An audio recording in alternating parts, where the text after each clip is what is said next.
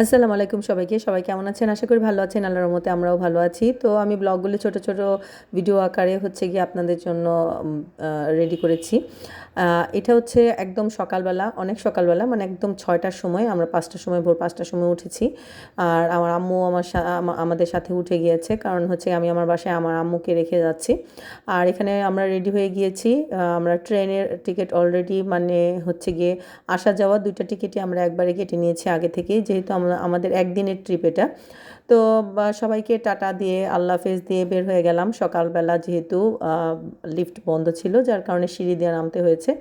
আর আমরা হচ্ছে গিয়ে যেহেতু আমরা বিমানবন্দর রেল স্টেশন থেকে আমাদের বাসা একদম কাছে, যার কারণে আমরা ওখান থেকে উঠবো, যার কারণে একটা রিক্সা নিয়ে নিয়েছি। তো রিক্সাতে কথা বলতে বলতে আমরা পৌঁছে গিয়েছি রেল স্টেশনে যেহেতু কাজ চলছে, অনেকেই জানেন যারা এইখানে আশেপাশে থাকেন। তো যার কারণে আমরা পিছন থেকে নেমে গিয়েছি, ওখান থেকে আমরা হচ্ছে গিয়ে এন্ট্রি নিয়েছি।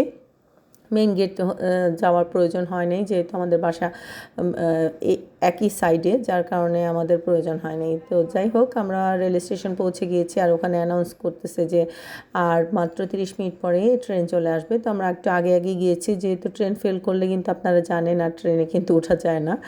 তো যার কারণে ট্রেন মিস হবে, সে কারণে আগে আগে চলে গিয়েছি।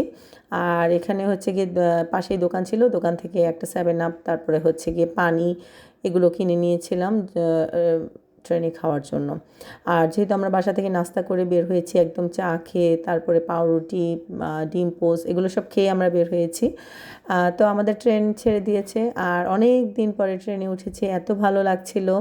বাহিরের নেচার দেখতে দেখতে যাব, আর ট্রেনে যেহেতু রিল্যাক্সভাবে যাওয়া যায় আর দুর্ঘটনা ঘটার চান্সও খুব কম থাকে, যার কারণে হচ্ছে গিয়ে গরমের ভিতরে ট্রেনটাকে আমরা বেছে নিয়েছি। তো বিভিন্ন স্টপে থামতেছিল, তো কত কিছু বিক্রি করতেছিল, আমরা তো এগুলি কিছুই খাবো না। তো আবার হচ্ছে গিয়ে আরেকটা স্টপেজে চলে গিয়েছে, তো এটা হচ্ছে ভৈরব ব্রিজ। ভৈরব ব্রিজ পার হচ্ছে। তো ছোটোর সময় অনেক আগে আব্বুর সাথে আমরা ভৈরব দিয়ে আমাদের দেশের বাড়িতে যেতাম, এগুলো আমার হাজব্যান্ডের সাথে আলাপ আলোচনা করতেছি।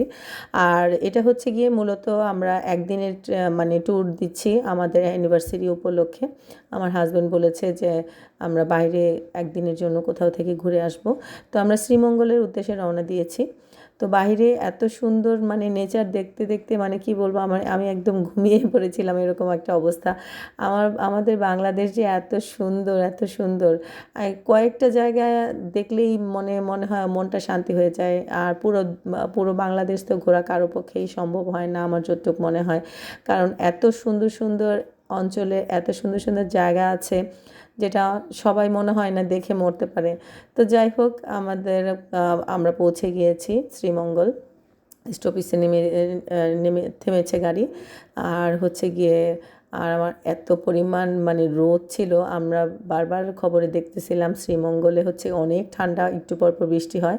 তো নামার পরেই মানে হতাশ হয়ে গিয়েছিলাম, এত পরিমাণ রোদ।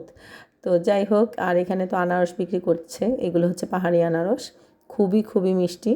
তো আমরা হচ্ছে গিয়ে রেল লাইন নেমে তারপরে হচ্ছে গিয়ে নাস্তা করব প্রথমে, যার কারণে আমরা বের হয়ে গিয়ে প্রথমে নাস্তার জন্য আশেপাশে হোটেল খুঁজতেছিলাম। তো আমরা যেহেতু একটু আশেপাশে মানে সেরকম কোনো ভালো হোটেল নেই, যার কারণে যে অটো রিক্সাওয়ালা আমাদেরকে বলল যে পানশিতে নিয়ে যাবে। তো আমরা পানশিতে গিয়েছি। তো পানশিতে গিয়ে প্রথমে নাস্তার জন্য লাইন ধরতে হয়েছে, এমন একটা অবস্থা। তো পানশিতে যাওয়ার পরে হচ্ছে গিয়ে ওই লোককে আমরা ভাড়া করে রেখেছিলাম, যে আমরা পরবর্তীতে ওনাকে নিয়ে ঘুরবো, ওনার নাম্বার রেখে দিয়েছিলাম। তো এখানে নাস্তা খাওয়া আমাদের মানে প্রায় কমপ্লিট। তো নাস্তা খাওয়ার পরে আমরা যখন হোটেলে রওনা দিব, তখন এর ভিডিওটা তারপরে আমি আপলোড করে দিব। তো সবাই ভালো থাকবেন, আল্লাহ হাফিজ।